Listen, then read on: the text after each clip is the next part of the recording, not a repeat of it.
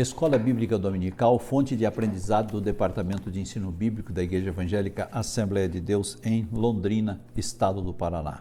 Que a graça e a paz de nosso Senhor Jesus Cristo possa inundar a sua vida, o seu coração, a sua classe, meu caro professor, e você, aluno, que a bênção de Deus esteja sobre a sua vida, sobre a sua família. A bênção de Deus enriquece e não acrescenta dores. Nós estaremos hoje estudando mais uma das nossas lições bíblicas. Nós estamos hoje na segunda lição desse terceiro trimestre de 2024, que trata sobre o Deus que governa o mundo e cuida da família. Fala sobre os ensinamentos divinos nos livros de Ruth e Esther para a nossa geração. O comentarista desse trimestre é o pastor Silas Queiroz, que ele é membro do Conselho de Comunicação e Imprensa da CGADB, Convenção Geral das Assembleias de Deus no Brasil. Ele é jornalista, é bacharel em Teologia, bacharel em Direito, procurador-geral do município de Ji-Paraná, estado de Rondônia, e atua como pastor nas congregações de Ji-Paraná, cidade na qual reside. E é um homem de Deus que nos trouxe aqui um ensino muito interessante. A lição de número 1 falou sobre duas importantes mulheres na história de um povo.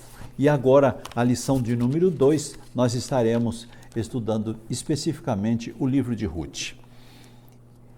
Nós estaremos então estudando essa lição de número 2, que vai ao ar no dia 14 de julho de 2024, que fala sobre o livro de Ruth. O textuário está em Ruth capítulo 1, versículo 1. Ele diz o seguinte: E sucedeu que nos dias em que os juízes julgavam, houve uma fome na terra, pelo que um homem de Belém de Judá saiu a peregrinar nos campos de Moabe, ele e sua mulher e seus 2 filhos. Ruth capítulo 1 e versículo 1. A verdade prática fala que servir a Deus não nos isenta de crises. Em qualquer circunstância, o segredo é permanecer fiel e confiando na providência divina. A nossa leitura bíblica em classe está no livro de Ruth, capítulo 1, versículo 1 ao 5. Nós vamos dispensar a sua leitura, você pode fazer esta leitura em casa para ganharmos tempo. Nós já entraremos na introdução da nossa lição e, como eu disse, no início, nesses trimestres, estudaremos os livros históricos de Ruth e Esther. Nesses 2 livros, neles, veremos como Deus usou 2 mulheres na história da salvação. Elas foram muito importantes para preparar todo o contexto necessário para o advento do Senhor Jesus Cristo, o nosso Salvador. No domingo passado, já estudamos a primeira lição, que nos apresentou relampejos da história destas 2 mulheres que com humildade deram exemplos a serem seguidos pela nação hebreia e também pela Igreja do Senhor. Uma no campo, a outra no palácio, vivendo em diferentes contextos, em épocas diferentes, afinal foram mais de 5 séculos de diferença das suas realidades. Todavia, ambas expressaram as mesmas virtudes morais e espirituais. São histórias de fé, convicção, obediência, humildade, coragem, simplicidade, pureza, abnegação, temor a Deus e disposição em servir.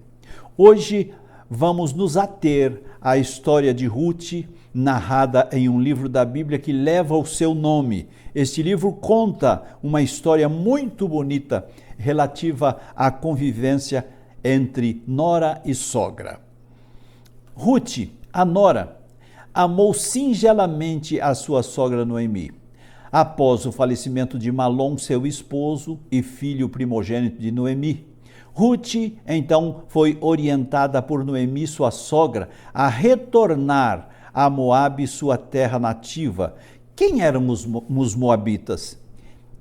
Eram descendentes de Moabe, filho da relação incestuosa de Ló, sobrinho de Abraão, com a sua filha mais velha. Isto está relatado em Gênesis capítulo 19, versículo 30 ao 37.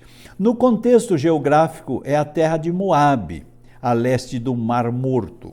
Os moabitas eram um povo pagão, hostil a Israel desde os dias de Balaque, filho de Zippor, rei de Moabe.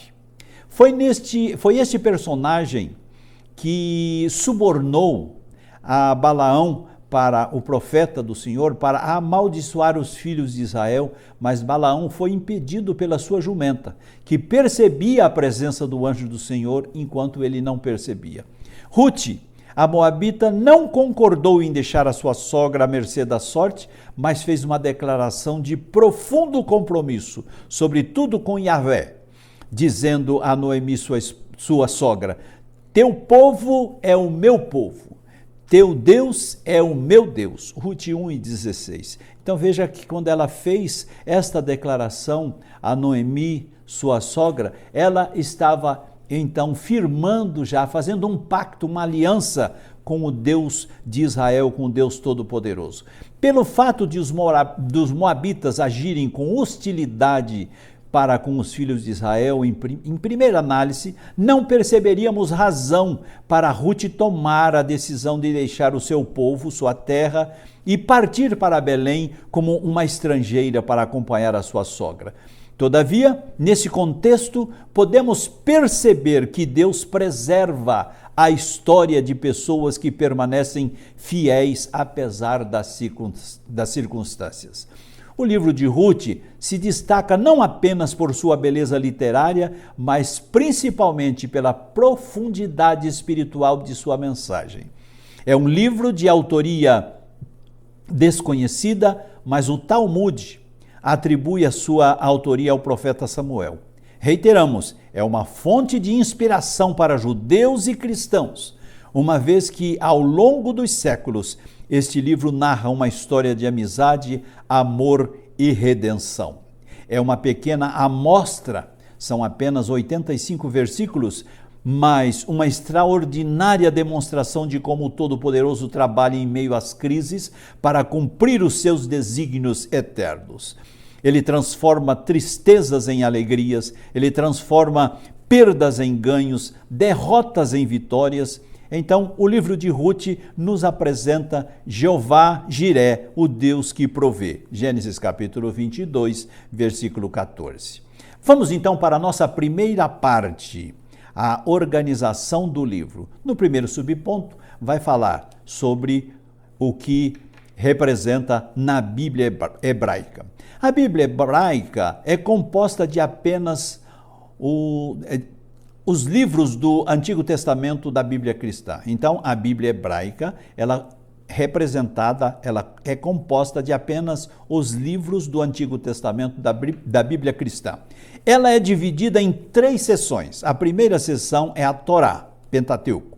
A segunda é Nevim, que é os profetas. E a terceira é chamada Ketuvim, que quer dizer os agiógrafos, os escritos. Agiógrafos ou escritos é o mesmo significado.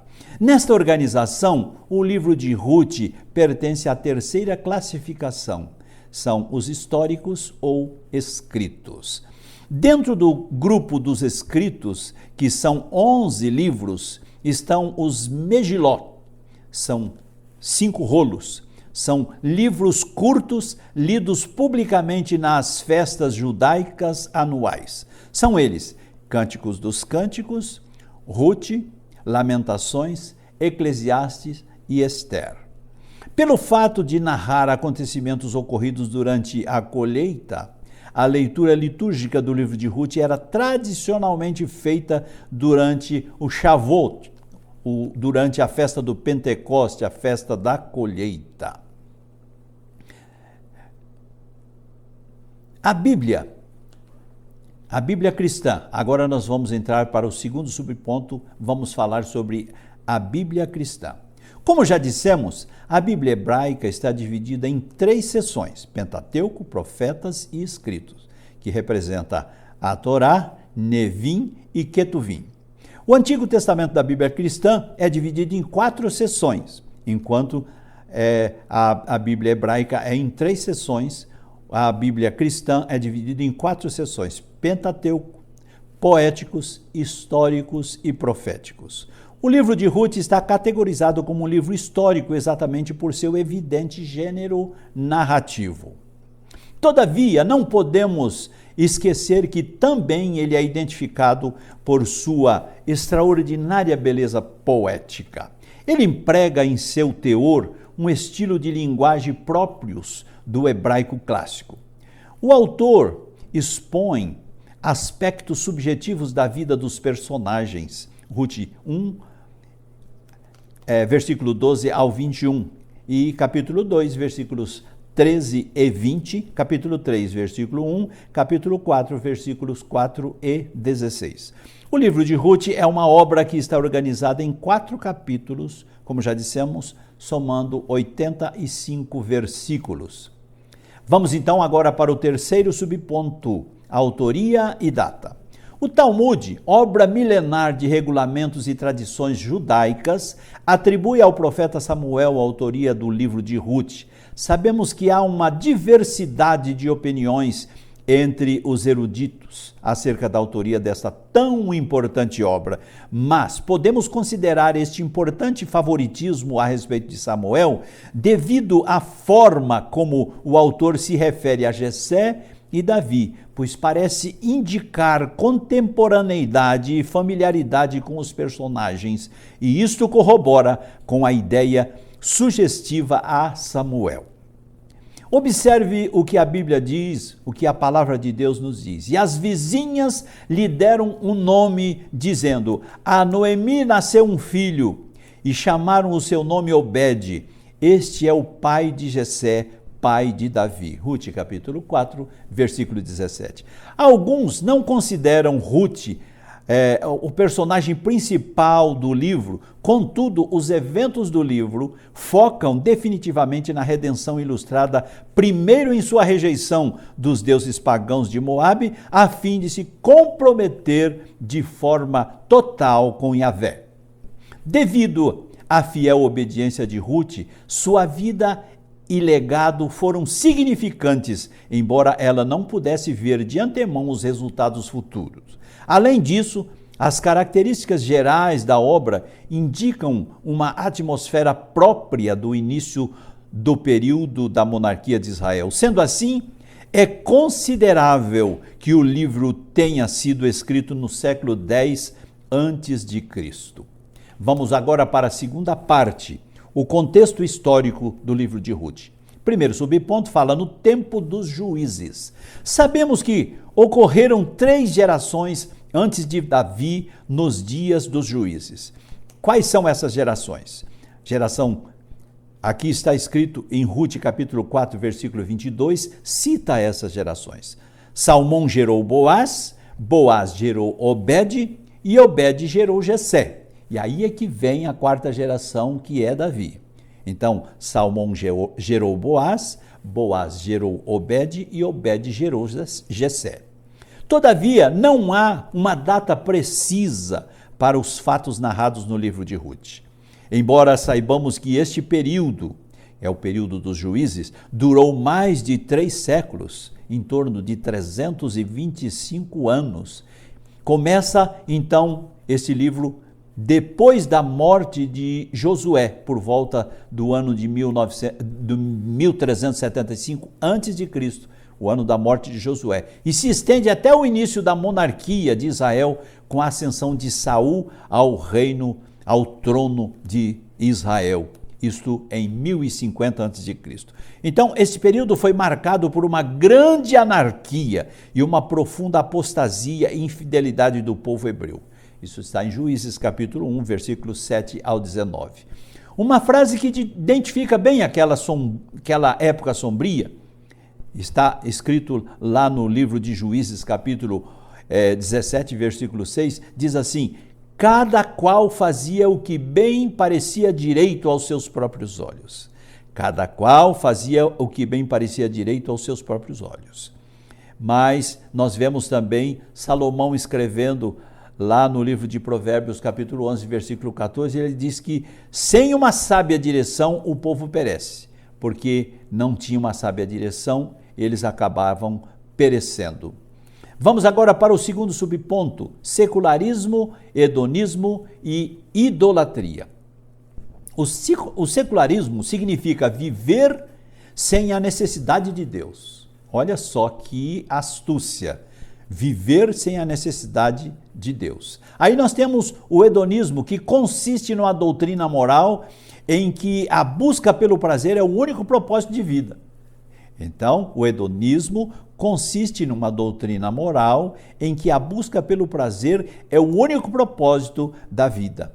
Então, depois da morte de Josué e dos seus líderes contemporâneos, levantou-se uma geração que não tinha uma profunda comunhão com Deus e não conhecia o que ele havia feito ao povo hebreu, aos seus antepassados. Israel cedeu ao estilo de vida pecaminoso dos cananeus e foi atraído à adoração dos seus deuses, foi atraído à idolatria. Juízes capítulo 2, versículo 7 ao 13, depois capítulo 3, versículo 5 ao 7. Aí nós vemos o secularismo e hedonismo, que esses dois sistemas, eles sempre levam a grandes tragédias morais e espirituais. O pervertido culto a Baal, o deus da chuva, e a Astarote, a deusa do sexo e da guerra. Então, esses dois deuses passaram a ser praticados, são dois ídolos, deuses com letra minúscula, passou a ser praticado pela nação hebreia em um degradante nível de imoralidade e idolatria. Infelizmente, é isto que aconteceu. A falta de uma liderança, nós vemos isso, a falta de uma liderança espiritual madura e temente a Deus causa prejuízos incalculáveis ao povo.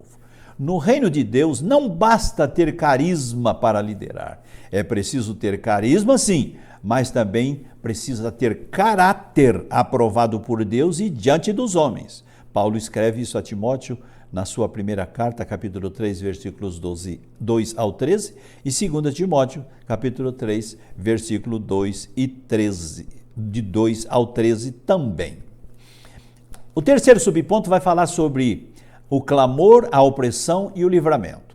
Todas as vezes que Israel praticava a apostasia, eles se tornavam presa fácil para os seus inimigos, que atacavam e saqueavam as suas cidades, suas propriedades, as suas plantações, as suas colheitas, os seus rebanhos, e mantinham o povo sob domínio opressor por longos períodos. Isso nós vemos no livro de Juízes, capítulo 3, versículo 7 ao 9, capítulo 4, versículo 1 ao 3, e depois capítulo 6, versículo 1 ao 6.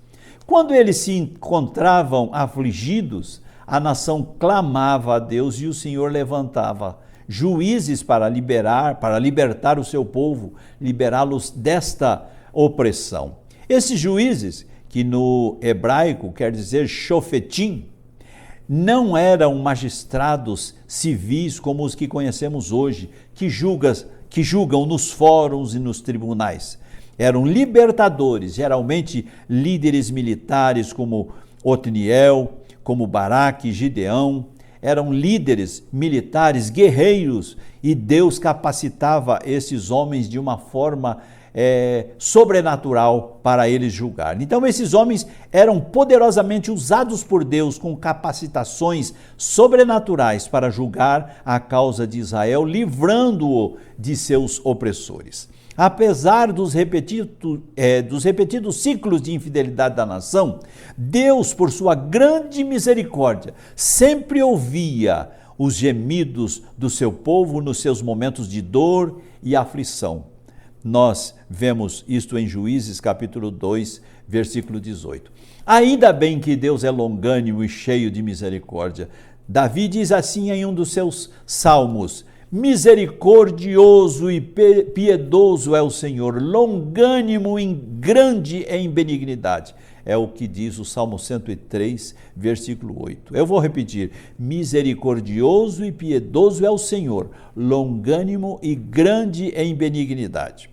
Jeremias também nos diz: as misericórdias do Senhor são as causas de não sermos consumidos. porque as suas misericórdias não têm fim. Lamentações, capítulo 3, versículo 22.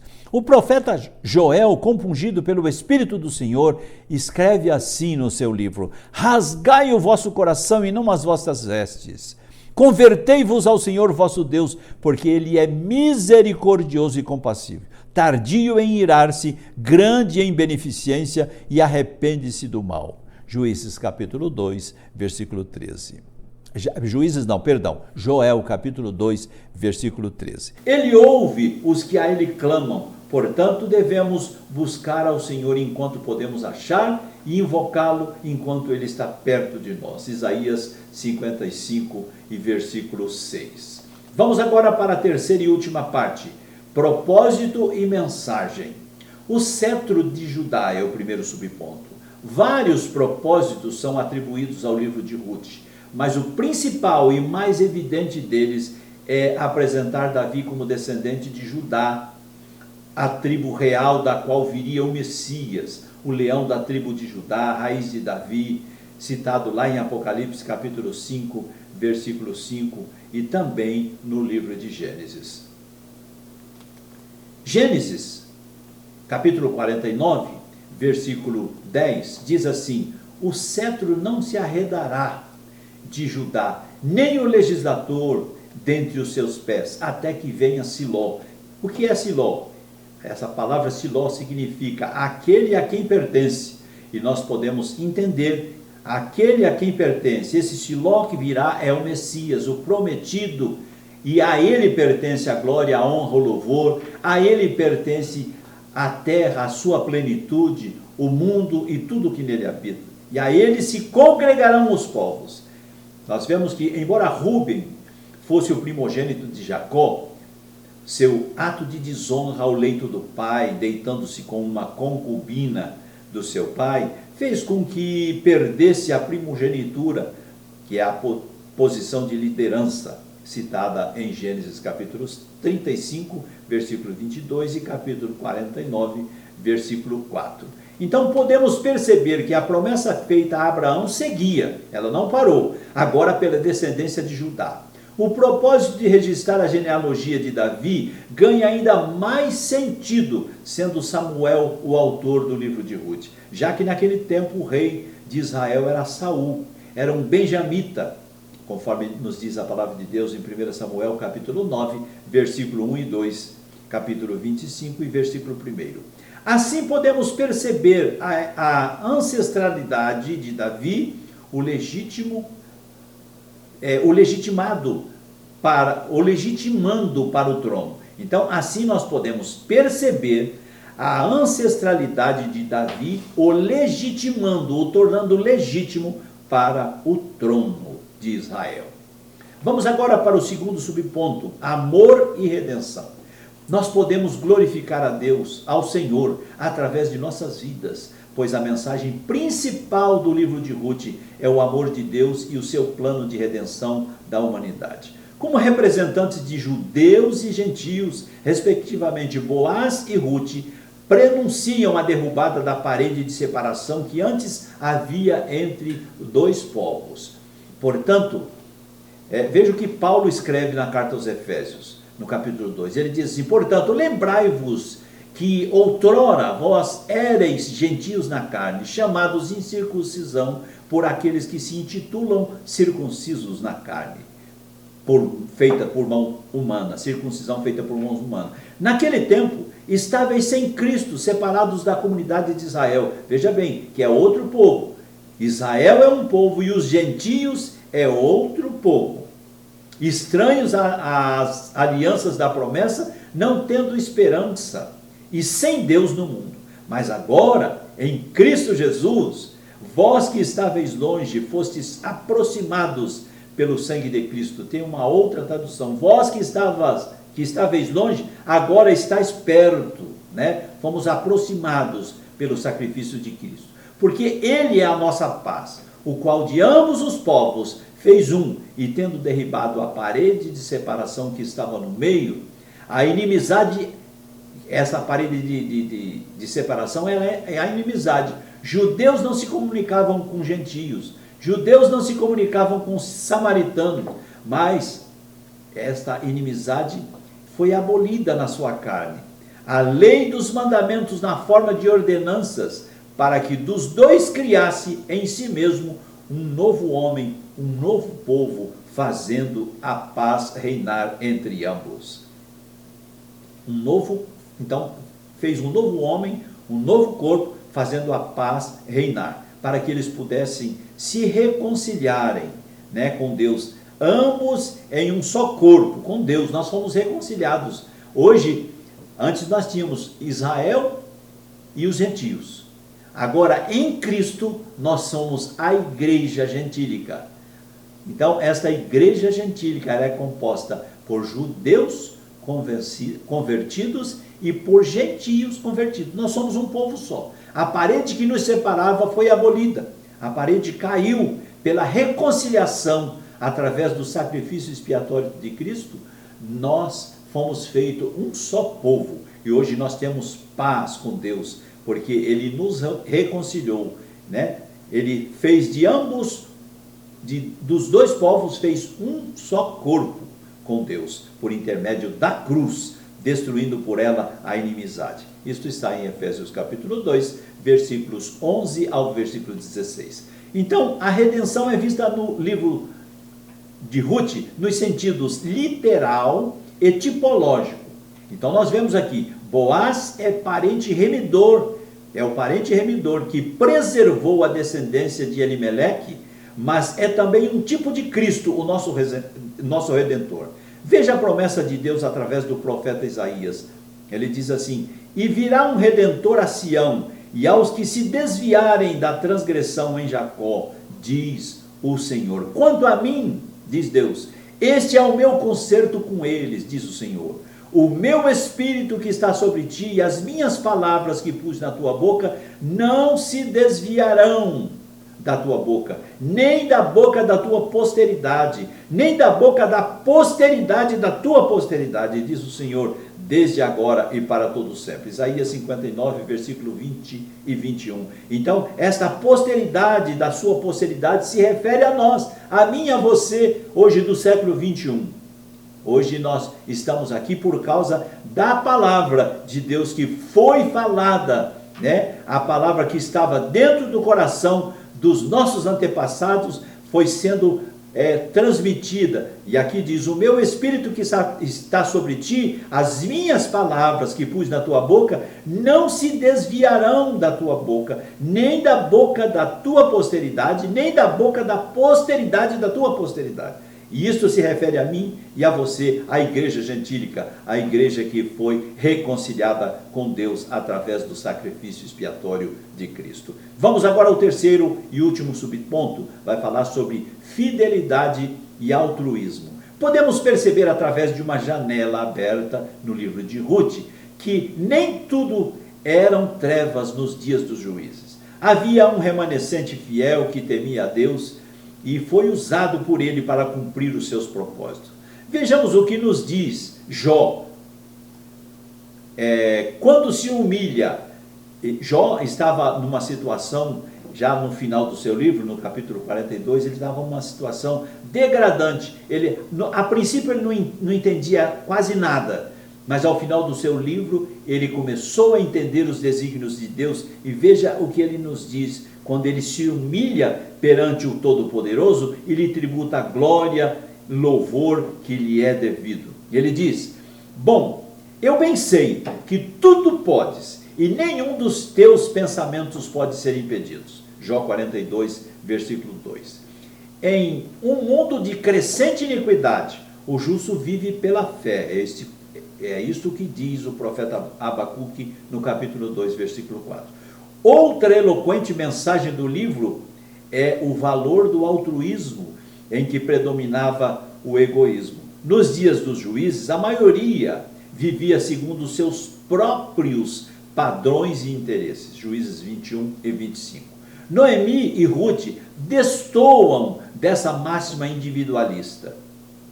Sogra e nora não pensavam em si mesmas, mas elas pensavam uma na outra. A nora pensava no bem da sogra e a sogra pensava no bem da nora. né? Paulo escreve aos Coríntios dizendo: o amor não se porta com indecência, não busca os seus interesses, não se irrita e não suspeita mal.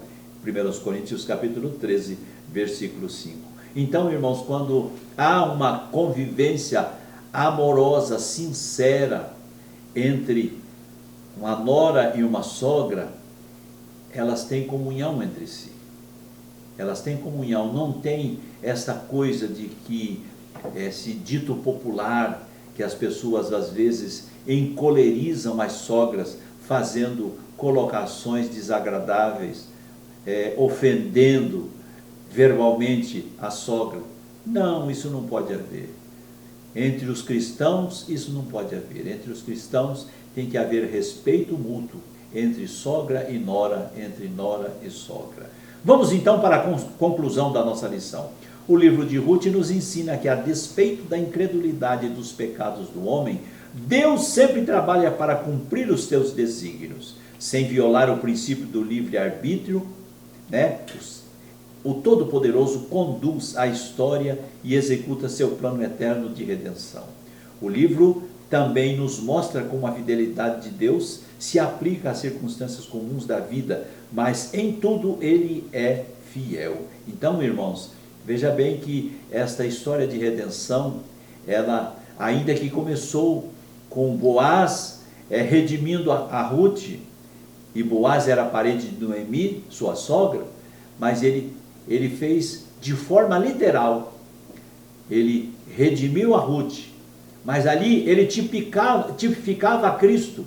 Boaz tipificava a Cristo, que é o remidor da igreja, o redentor da igreja, o nosso redentor onipotente.